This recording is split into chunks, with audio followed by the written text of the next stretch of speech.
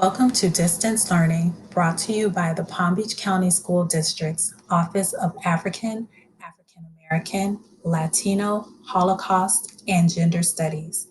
Today's lesson is about African Americans in the early 20th century.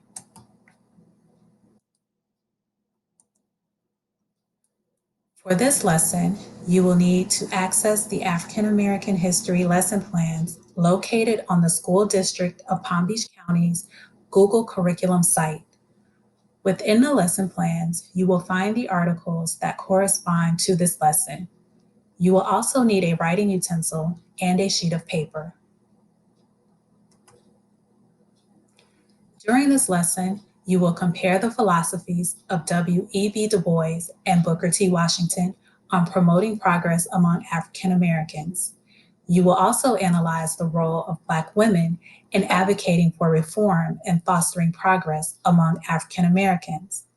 You will examine the causes of racial violence in the early 20th century and examine the causes of the Great Migration. Activate your thinking. Read the question, write down your thoughts in your journal. If efforts were made to improve America during the early 20th century, was it impossible to improve the policies and conditions affecting African Americans? What actions should have been taken to improve conditions in society for African Americans? Take a moment to write your response in your journal.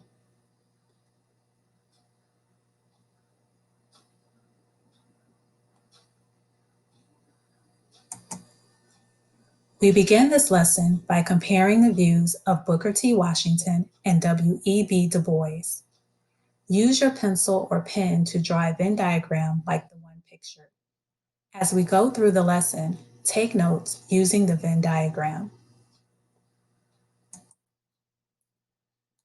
Two of the most influential figures of the early 20th century were Booker T. Washington and W.E.B. Du Bois.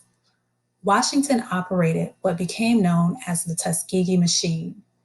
As president of the Tuskegee Institute, he developed an extensive network of contacts that gave him influence with white political leaders, Black business owners, journalists, and college presidents. He believed agriculture and industrial training would lead to prosperity, self-sufficiency, respect, and acceptance from white Americans.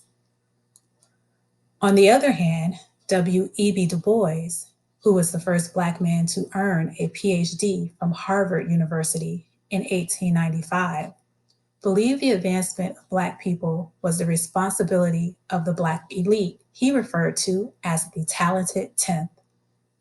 He disagreed with Booker T. Washington's willingness to compromise. Du Bois founded the Niagara Movement in 1905, where 29 delegates met to demand voting rights and end segregation. They appealed for better schools, health care, housing, and protested the discrimination against Black soldiers during the war. Du Bois was also a founding member of the NAACP, or the National Association for the Advancement of Colored People. Although their ideologies differed, their influence was widespread throughout the African American community. Many movements and organizations would develop from both Booker T. Washington and W.E.B. Du Bois that helped to shape the growth and prosperity of Black America, even during the time of Jim Crow and oppression.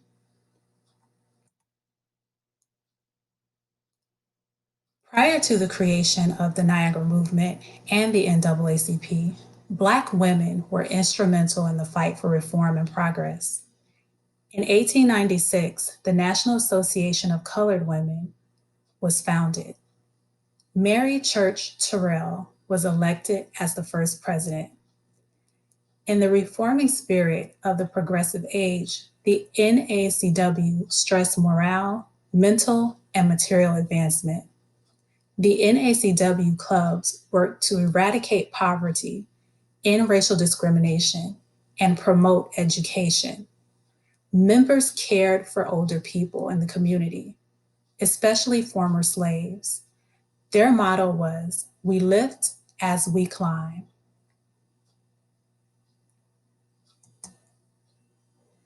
Take a minute to process the information you just learned. Do you think Booker T. Washington and W.E.B. Du Bois made a profound impact on the progress of Black society? Take a moment to write your response in your journal.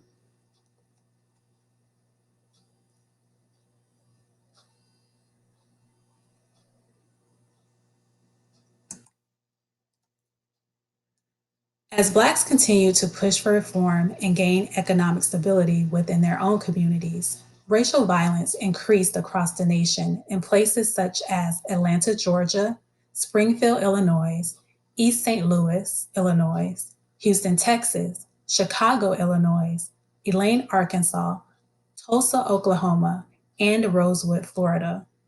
These massacres and acts of violence, racial violence, was an attempt to stop Blacks from prospering economically and politically.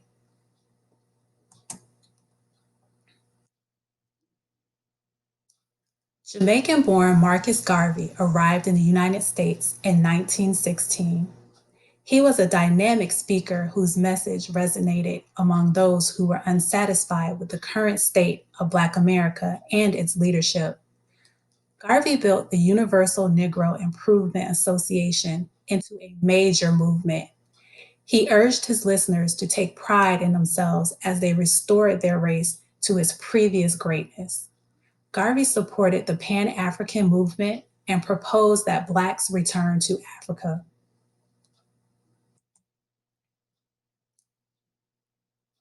Due to the racial violence and economic oppression many African Americans suffered, Black people began to migrate north. Migration of African Americans from the rural South to the urban North began as a trickle after the Civil War and became a flood by the 1910s.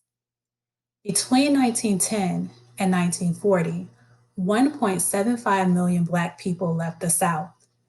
As a result, the Black population outside the South doubled by 1940. Many Southern whites welcomed the departure of people from whom they had contempt, but they also worried about the loss of tenants and sharecroppers. Although many Black Southerners went to Florida, most migrants from the Carolinas and Virginia settled in Washington, D.C., Philadelphia, and New York. Black people who left Georgia, Alabama, and Mississippi tended to move to Pittsburgh, Cleveland, and Detroit. Migrants from Louisiana, Mississippi, and Arkansas often rode the Illinois Central Railroad to Chicago. Many descendants of Africans who had been slaves in the sugarcane fields of the West Indies joined the migration of Black Southerners to the South. Some of these migrants were middle-class professionals and skilled workers. Many of them built the Panama Canal from 1904 to 1914. The Great Migration also led to the cultural explosion known as the Harlem Renaissance.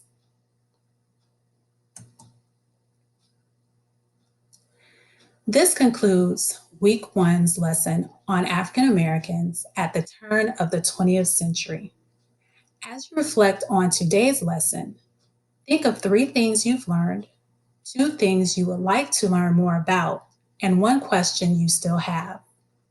Thank you for listening.